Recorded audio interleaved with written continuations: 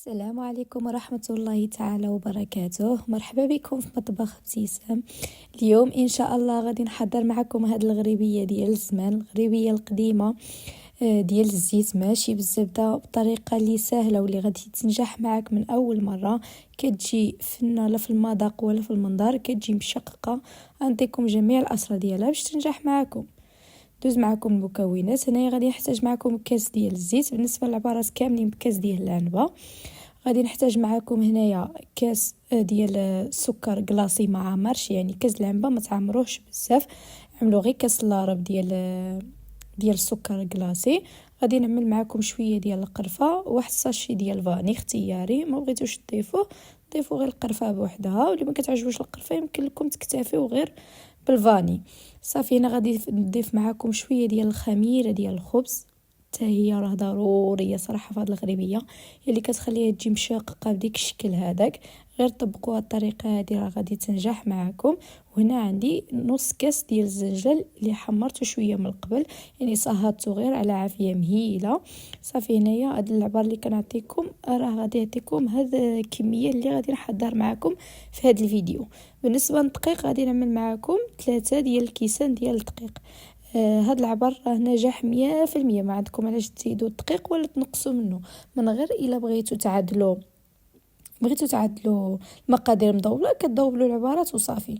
هنايا غادي نضيف معكم 2 ساشيه ديال الخميره ديال الحلويات من فئه 8 غرام، زوج ديال الساشيات مع الدقيق يعني. وديك الدقيق غادي نضيف معكم كاس بكاس حتى غنكمل ديك 3 د الكؤوس اللي عندي حتى لهنا، والعبار كامل اللي عطيتكم ناجح. صافي تبعوا هاد الطريقه هذه وغادي تنجح معكم. صافي هنايا كنحاول نمزج ديك الخليط ديالي. هنا غادي نضيف معكم الكاس ديالي الثالث. انا قلت لكم كنضيفوا الدقيق بالتدريج، انا 3 كيسان كانوا كافييني 100%، كانوا كافيين. كيجي القوام كما كتشوفوا، ما خفيف ما ثقيل، يعني الغريبيه ديالكم كتكون مجمعه في اليد ديالكم. صافي هانتوما كتشوفوا كملت 3 ديال الكيسان.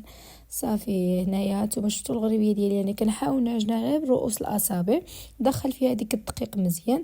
كل واحد والطريقه ديالو في الغريبيه. كاين اللي كيبقى يعطيها الدلك بزاف، كاين اللي كيعجنها بزاف كيقولوا زعما راه غادي يتشقق. لا ماشي ضروري زعما تعجن بزاف، غير شويه برؤوس الاصابع يدخل فيها هي ديك الدقيق، ما يبقاش يبان ديك الدقيق اللون ديالو ابيض.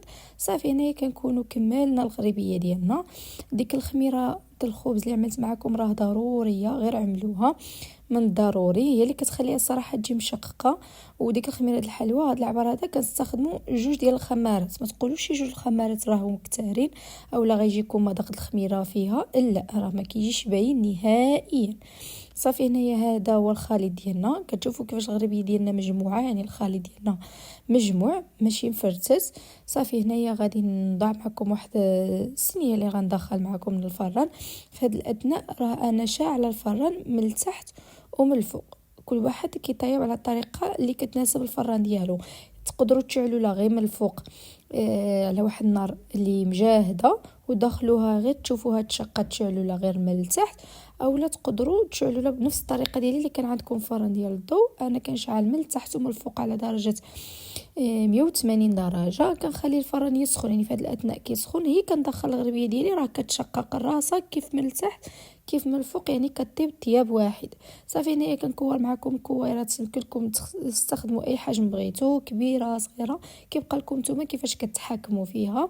انا هنايا كورتها كويرات اللي هي ما صغيره ما كبيره، حاولوا تفرقوا على بعضيتها، يعني الغريبيه ما تخليوهاش قريبه.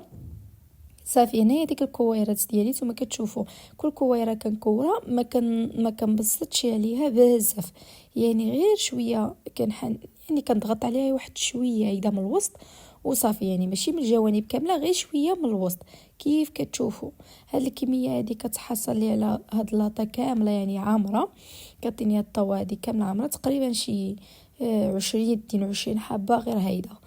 وبالنسبه للحجم ديالهم راه الحجم ديالهم كبير، ماشي ديك الحبات اللي كيجيو 60 مره. صافي هنا غادي نبقى معكم حتى غادي نكمل هاد الكميه هادي. كاين اللي كيضيف السمن، بالنسبه للسمن انا كنهضركم على ملي كتكونوا كتخلطوا، كاين اللي كيضيف شويه ديال السمن، يعني هذيك هي الحلوه التقليديه. شحال هذه حلوه ديال الزمن كيف كنقولوا. دابا رجعت الغربيه فيها بزاف ديال التعديلات، اما اللوز، رجعت بالزبده، بزاف ديال الطرق رجعوا فيها. انا شاركت معكم في الفيديو اللي فات، شاركت معكم الطريقه ديالي بالغربيه ديال الزبده واللوز، ودابا شاركت معكم الطريقه ديال القديمه اللي كنستخدموا ديال الغربيه. صافي هنايا من بعد ما كملت الكميه ديالي كامله، هذه هي الطاوه اللي تحصلت عليها. كيف قلت لكم طريقه الطياب شرحتها لكم. صافي، وهنا من بعد ما غادي طيب غادي نوريكم الغربيه ديالي كيف كتجي في الشكل ديالها ولا في المنظر، كتجي رائعه، لا في المذاق ولا في اللون ولا في الشكل. الى عجبكم الفيديو ديال اليوم ما تنساونيش بالتعاليق ديالكم مزيونه. نشوفكم فيديو اللي ماجي ان شاء الله.